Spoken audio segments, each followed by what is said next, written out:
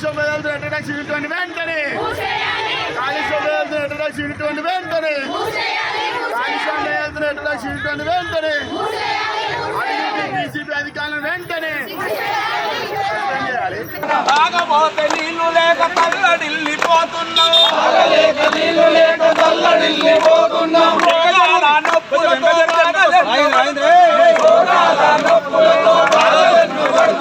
రోగాల నొప్పులతో బాధలెన్నో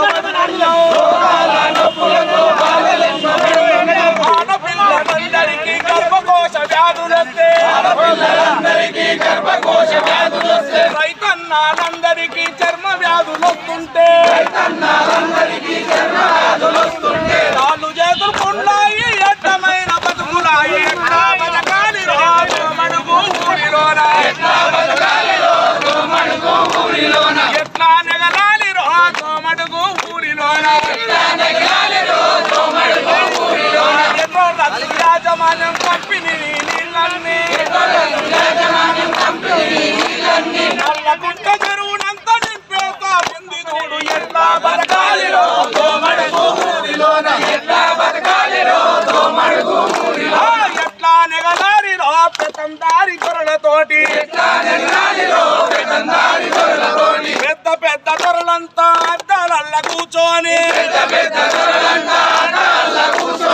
ఎట్రోడు ఇచ్చింది అందినంత కాడికి దోసుకొని తింటుండ్రు ఎట్లా బతకాలి రోజు మడుగు ఊరిలోన ఎట్లా బతకాలి రోజు మడుగు ఊరిలోన ఎట్లా బతకాలి రోజు మడుగు ఊరిలోన ఎట్లా నెగలాలి రోజు మడుగు ఊరిలోన పశుపక్షాదులన్నీ మరణించిపోతుంటే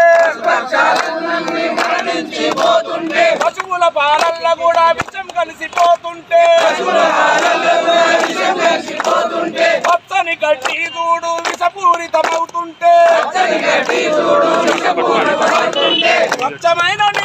స్వచ్ఛమైన గాలి లేక తల్లడిల్లిపోతున్నాం ఎట్లా బతకాలి రోజు మడుగు ఊరిలోన ఎట్లా నెగలాలి రోజు మడుగు ఊరిలోన అధికారులంతా చూడు వత్తాసు వలుకుతుంటే కంపెనీ దొరల కాడ అందినంత తింటుంటే ఎట్లా నెగలాలనే మాయన్న వసూదన్న పోలీసోళ్ళు మనకు సహకరిస్తూ ఉన్నారు ఏ కార్యక్రమం చేసిన మంచి తోడుకుంటుండ్రు కాలుష్య నియంత్రణ వాళ్ళ బాధ్యత కూడా ఎట్లా బతకాలి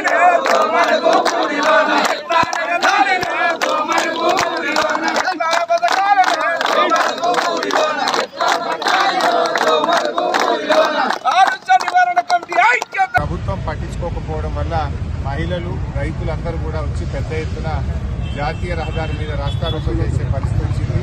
ఇప్పటికైనా వెంటనే కలెక్టర్ గారు జోక్యం చేసుకోవాలని, కాలుష్య నియంత్రణ మండలి అధికారులు తక్షణమే చర్యలు తీసుకొని ఈ ప్రాంత ప్రజల్ని కాపాడాలని చెప్పి కోరుతా ఉన్నాం.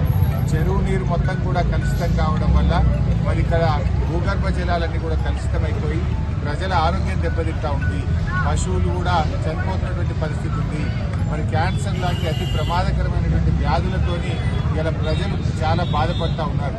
మరి గత కొన్ని సంవత్సరాలుగా మరి అధికారులకు ఎన్నిసార్లు విన్నవించినా, గత కొన్ని నెలలుగా చెప్పినా కూడా ప్రభుత్వం స్పందించడం లేదు.